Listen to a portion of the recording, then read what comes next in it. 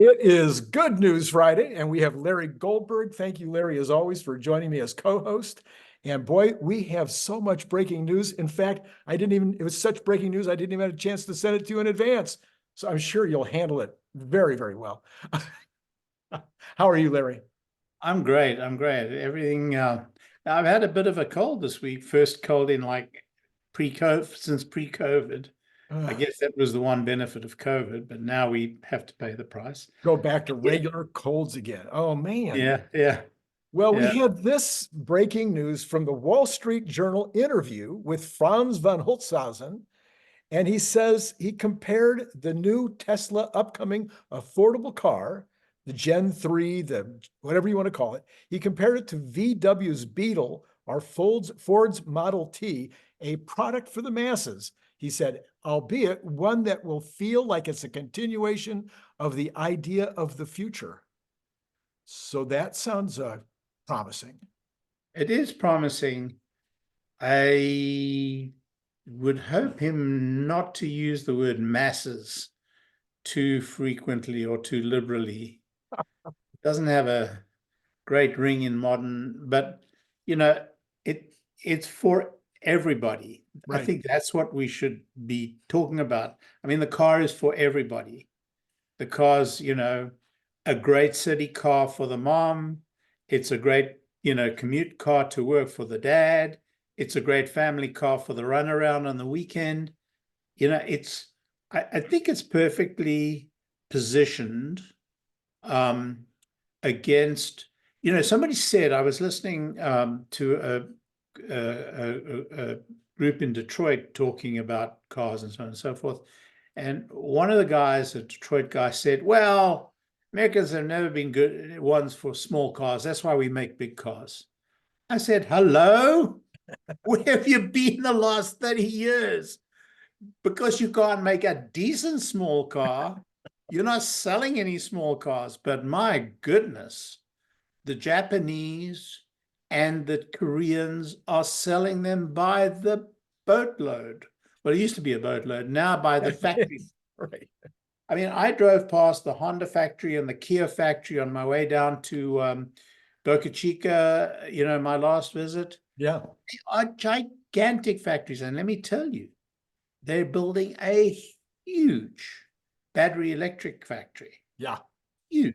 Right. So they know how to build small cars that people love. And France is going to, he's going to just deliver the very, very best for, the everyday user. So I'm very excited. I couldn't be more excited. Yeah, in fact, let me just use this as a moment to point people to the video I did earlier today with Warren Redlich, where Yep. he talked a lot about the Gen 3 vehicle and why he thinks it's going to be a little later than expected in terms of the way that it is not only going to be a completely new vehicle, a completely new way of manufacturing, but maybe even the tools are going to be completely different and unique compared to the traditional tools that are used in manufacturing. So I'm not going to put the card up. There's Warren Redlich. I actually beg to differ. I think that the car is going to come sooner rather than later. I'm a believer in mid-year next year. I'm a strong believer in it. I've heard enough talk out of China from the supply chain that I really think they're going to do it. And I heard what he said about different machines. They're going to make machines that are different.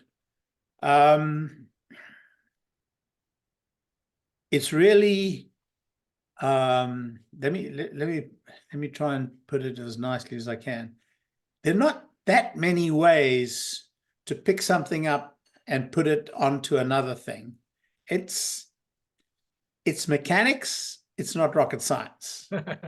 So, I think there's very little that a KUKA robot cannot do in terms of, putting together things. Now, they've built some, or they've bought and implemented some magnificent machinery for the Cybertruck.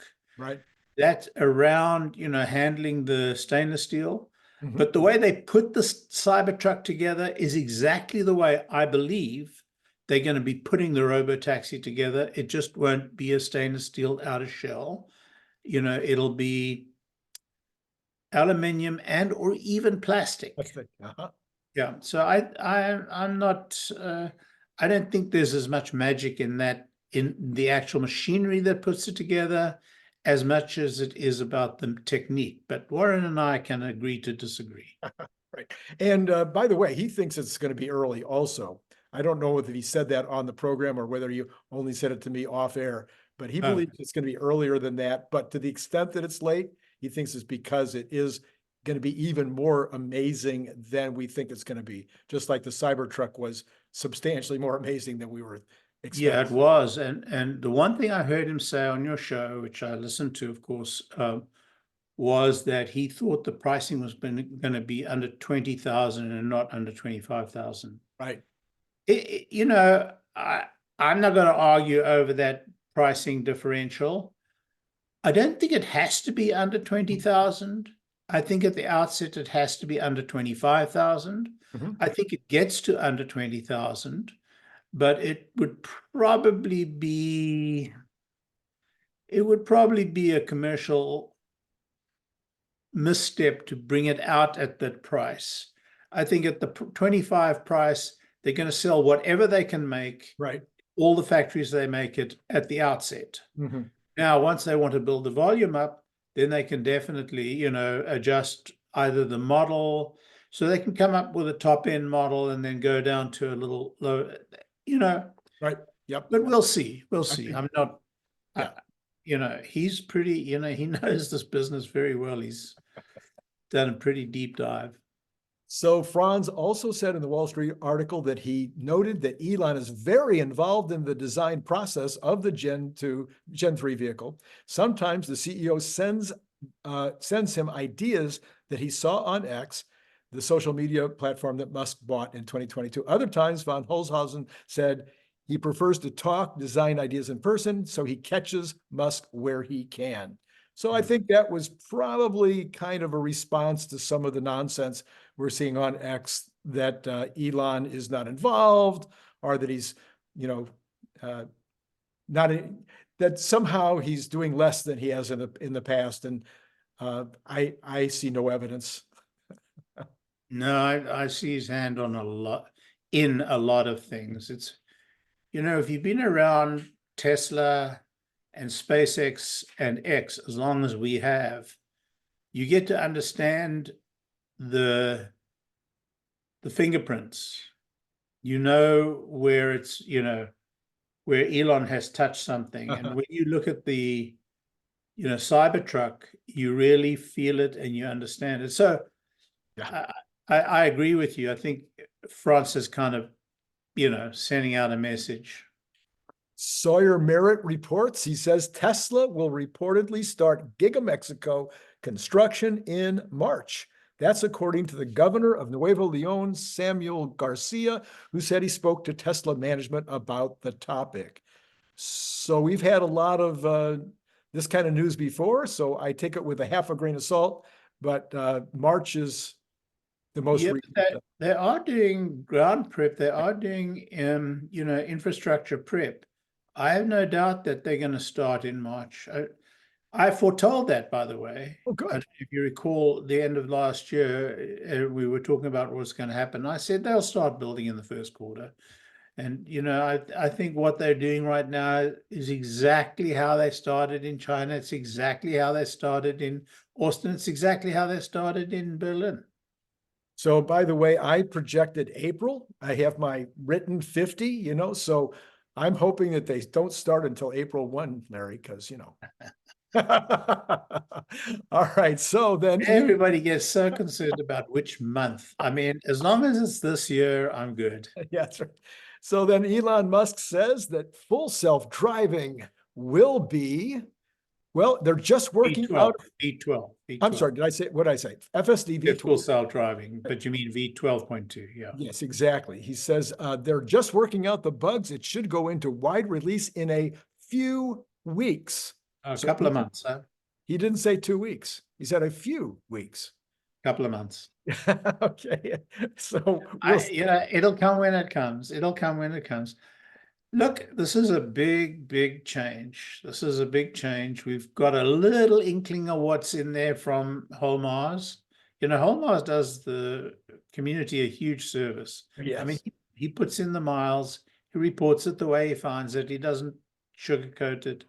And so it looks like a big improvement. It looks like there's still work to do. I don't know that they've done a lot of that work already, but I'm pretty excited to get mine. I bet you are. We all are, of course. Yeah. All right. Sawyer Merritt also reporting on Mercedes. Now, I don't normally talk about ICE competitors, but I thought this was really interesting. So I thought I wanted to report it. Mercedes tells dealers that it's chasing volume by focusing on cheaper cars, gas cars, ICE cars. This is a 180-degree turn from the previous strategy of prioritizing high-end models and EVs. And it says, what in the Can't world? credit this. I just cannot credit this. Why would Mercedes be doing this? It's really weird. And by the way, I didn't write it down, but GM just came out and said that in China, they're so nervous about their loss of business over there that now they're going to prioritize luxury ICE cars. in You know, in recession. well, not just luxury ICE cars, but also they talked about luxury EVs. They Oh, did talked they? about the Okay. Lyric, I missed it. Okay. You know, Mary Barra proclaimed this to be the year of execution. Well, if it's the year of execution, why doesn't she just shut up and execute? Just show us for once. I mean, General Motors, I don't know. Well, the next story is this, Larry. Much is being made of the Cybertruck's rusting.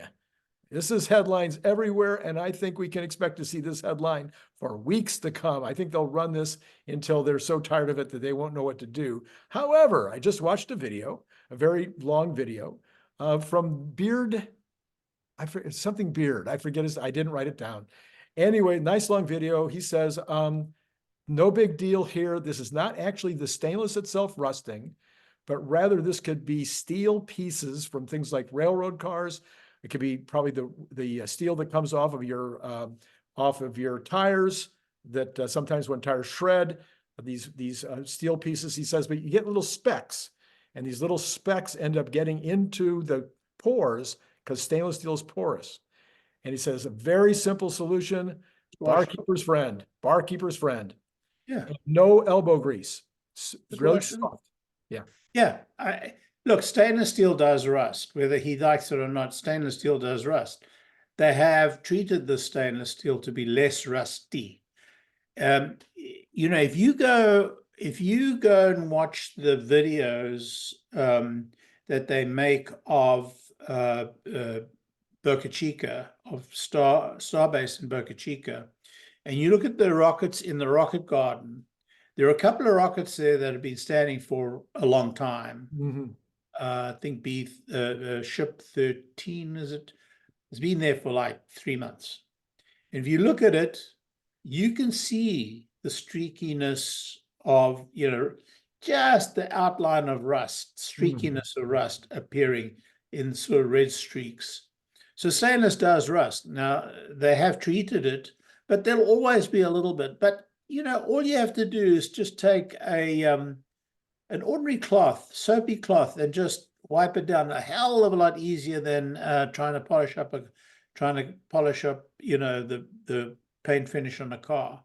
So yeah, and I don't know. Maybe a rusted look will look good, or you could wash it off. It's entirely up to you. I mean, I'm not fazed at all. Yeah, he tried Windex and another kind of cleaner. They didn't do very much good. Soapy water, right? He actually said he tried both, and then he came back and Barkeeper's Friend was really needed. But if you've used Barkeeper's Friend before, you don't even have to use any elbow grease. It just comes. No, you just wipe it. Look, I've taken rust or stainless steel with water, with soapy water. Yeah.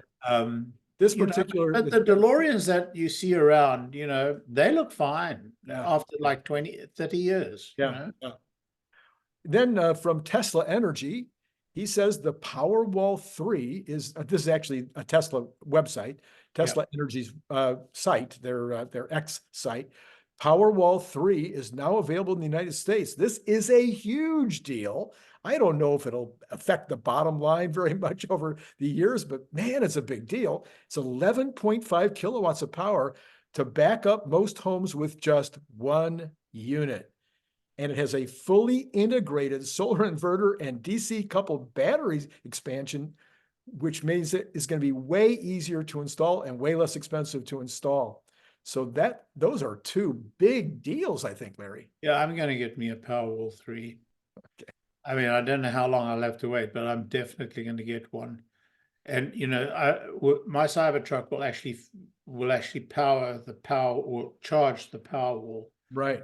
I'm going to have the battery in the truck, Mm-hmm. Powerwall if the truck has to go out and about. But if I lose, we're in a hurricane zone. Hurricanes sometimes get into this part of the world. They're inland. We're 100 and so miles inland, but I've had terrible trouble with hurricanes before. Our power lines are all buried, but the problem is not our power lines. The problem is the stations close to us. Yeah. So yeah, I mean, I'm going to get me one of them. It's such a great product. A big difference between 14,000 plus a lot of money to install and maybe 6,000 or 7,000 and much less money to install. That's a big deal. It is a big deal. It is. Okay, let's turn to the general financial news. Reuters says that U.S. consumer sentiment was little changed in February, while one-year inflation expectations ticked up a bit. The University of Michigan's preliminary reading on the overall index of consumer sentiment came in at 79.6 compared to 79.0. So, it's a tick up, but it's not, it's not nothing. Economists polled by Reuters had forecast a preliminary reading of 80. So it was not quite as what they had expected. And it says the fact that sentiment lost no ground this month suggests that consumers continue to feel more assured about the economy, confirming the considerable improvements in December and January across various aspects of the economy. Consumers continue to express confidence that the slowdown in inflation and strength in labor markets would continue. The survey's reading of one-year inflation expectations edged up to 3.0 this month from 2.9. So there's your edging up. Near-term inflation expectations are within the 2.3 to 3.0% range, seen in the 2 years prior to the COVID-19 pandemic. So all of that seems like something for Good News Friday, Larry. It does, and it's a slap in my face with all my recession talk and blah blah blah. But the economy just is continuing to truck along. We don't see a decline in consumer sentiment, and we don't see a decline in small business sentiment. We don't see a decline in any sentiment at all. Everybody's pretty happy. It seems like it. So, Larry, would you put up the slideshow for us? Yes, sir. Yes, sir. Share your screen. Hopefully you can see it. Yeah.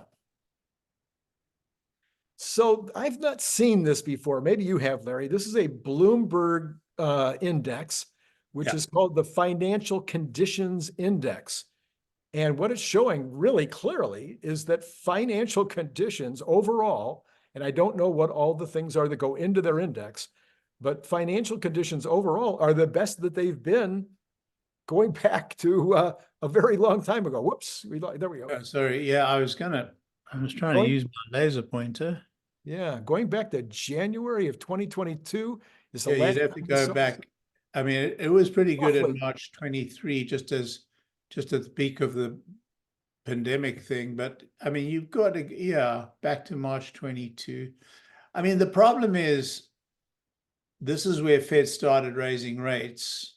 So we're not seeing, we're only seeing a year and a year a bit. Right. But I've seen the index at over 1.5 certainly. So it's not the highest it's ever been. Right, but the direction is good and the number is pretty good. I guess that's what attracted my attention. So look at the difference. Look how incredible it's risen from November to December. It doesn't does that mean that back in January, we're going to come down again because of the bad call by the Fed in January? I mean, really, it's bouncing around this level here for the last year almost. Yeah. And again, this is the first time I've ever seen it, so I don't really know what makes up this report, but I would think it would be things like, people delinquencies and Well, you how got to go back to here to see before the pandemic hit. Yeah. Yeah. So, yeah, I wouldn't say this is definitive. just the direction, I think, Larry, was Direction is important. Yeah. Yep. All right, next slide. Okay, this is a technology stock yields versus cash yields. This one was quite interesting. Going back to 2009, where it barely touched the line, but you've got to go way back before that to the dot-com bust to see where technology stocks were, I'm sorry, Earned less than cash. yes, paid less than cash. So right now you're better off to be in cash than you are to be in tech. And that's because interest rates are up. Right. Tech are very high. I mean, they are, tech is skewed by the AI bubble. Right. It's a bubble. There's no doubt about it. I mean, talking about going around raising $7 trillion. I don't know. Did you see Sam posted today? And no, did you see what Sam posted? I don't know. I'm not sure. Oh, he said, so, he swore a little. He said, damn it, I'll go for I'll go for 8 trillion. Why 80? Why not? Because I mean, this news article said he was going for 7 trillion. I know. So he posted, he said, 7 trillion. I'll go for 80, why not 80? So obviously what he's saying is a load of codswallop. Yeah. But the truth is that there's a bubble. Right. And in the bubble, the tech stocks are earning very little. Cash is earning very well right now. I mean, it's not at the peak that it was, but it's doing pretty good. So we have this inversion, so-called inversion between S&P technology and by the way, that's 12-month forward earnings, right? Right. It's the 3-month US Treasury bill rate. So yeah, I would think that it's indicating to us that, guys, you've been a little bit too exuberant. Yes. Too exuberant. Yeah, I think that's what it's telling us. Although the S&P in general is not too exuberant, I think. Right. And I have a slide I don't have a slide, but I've got a lot of evidence that in general the S&P still has a little way to run. Right. Yeah, I would say there's a lot more talk over the last week or so, actually, in terms of broadening out. And in order to broaden out, it might mean that the techs have to be down a bit, but we'll see. Yeah. Or that the techs, don't move. Or don't. Right. Okay, this is a very interesting one. It's something we've been talking a lot about, and it's part of the whole thing this week with the CPI and the PPI, both showing inflation popping up, but in particular, the CPI was heavily housing and indicated that apartment rents were up month over month, 0.6%. And I cried nonsense.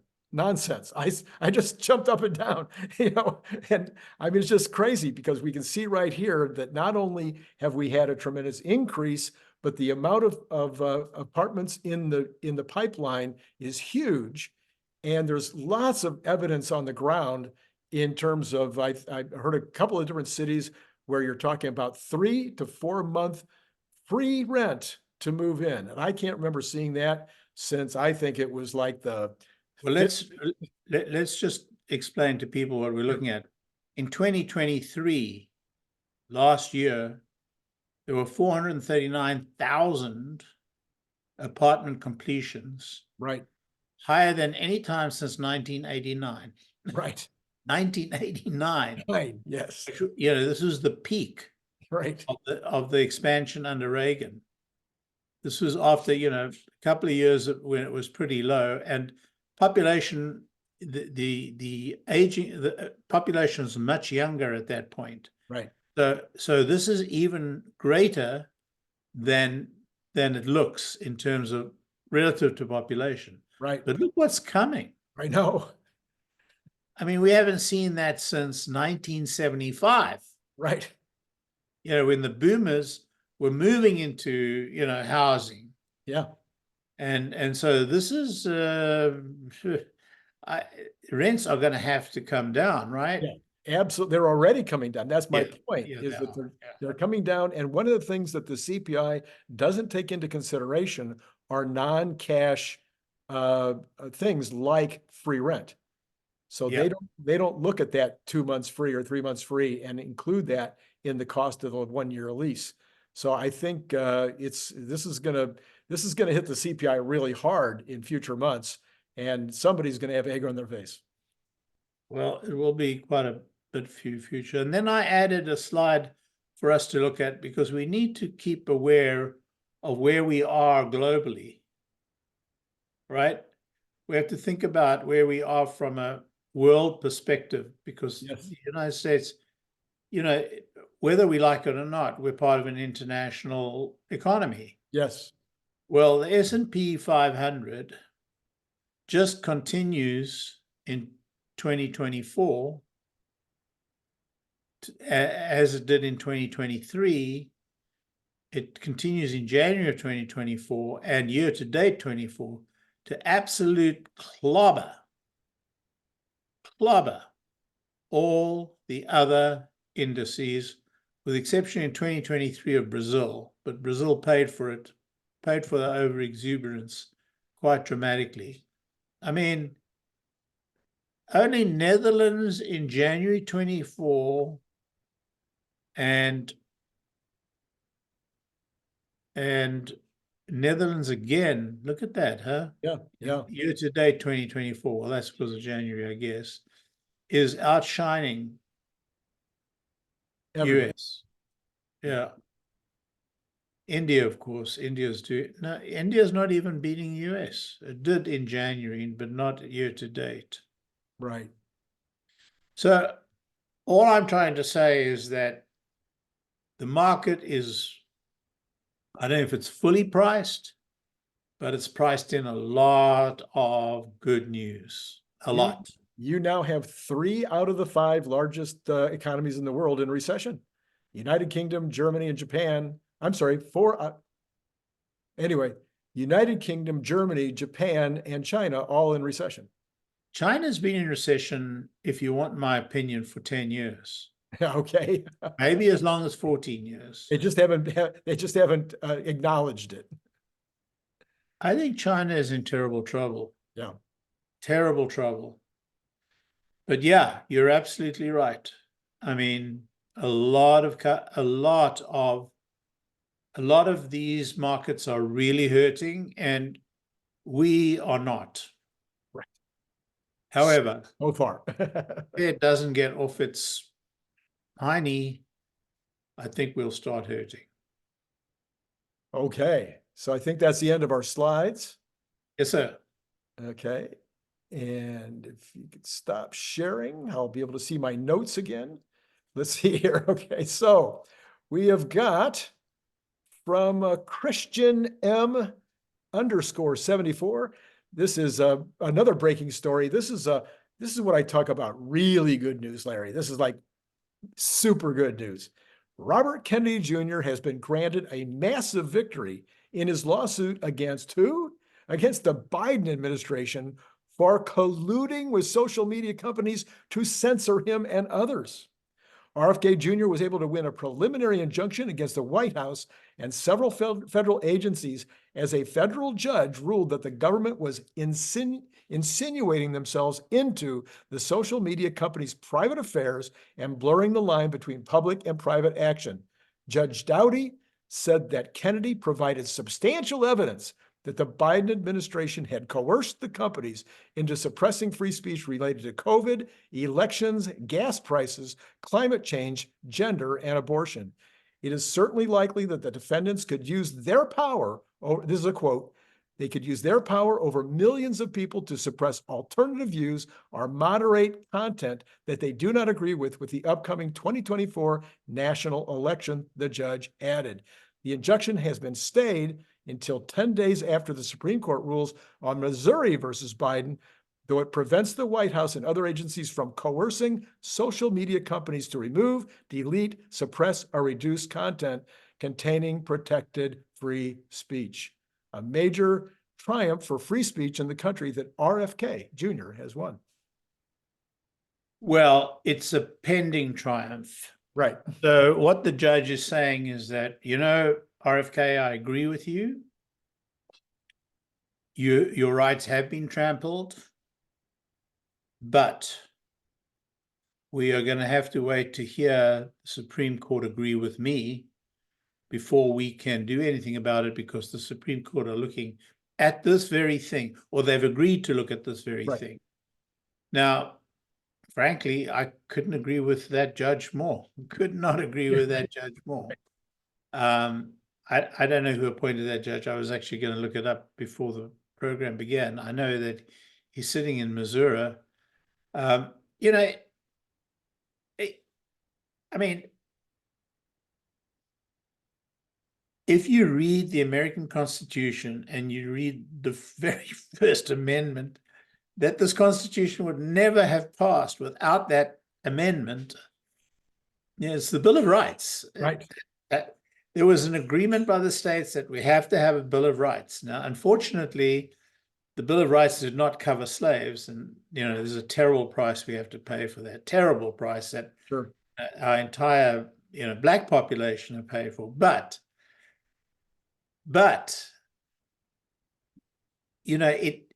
Bill of Rights really advanced humankind very dramatically. And we've gone backwards in the last decade or two, absolutely backwards for all the wrong reasons. And we even have our youth being polled who say that they don't consider the freedom of speech to be an important thing. The thing about the youth is that they're the youth. Yeah. And when I grew up, I came to this country in 1964 from South Africa, of all places. Yep. And I came to this country, with stars in my eyes, because I'd read Kennedy's inaugural address and I'd followed Kennedy. And really it was because of his charisma, but more importantly, his beliefs, that I came here,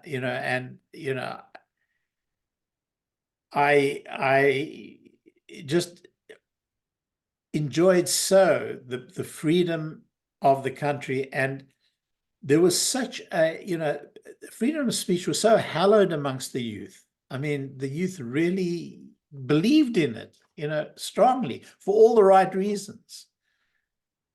Times change.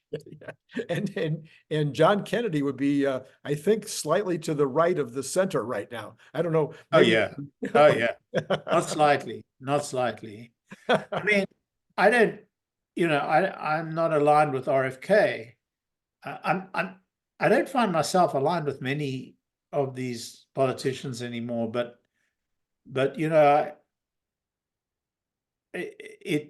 it just seems that we really need to revisit the Constitution and repledge ourselves to the Constitution. And the words mean thing. They really have, very deep meaning, and we should honor them. Absolutely. Well, Larry, held the country together for 400 years, almost 400 years. Larry, I almost hate to report on the after hours Tesla because it is down 38 cents. Oh my! After all that good news, down 38 cents after being down 50 cents during the regular. So I would consider that actually, when you think about that, the Dow was down 145, the NASDAQ was down 130, the S&P was down 24, and Tesla was down 50 cents. Overperformance. I think you could call that a good day.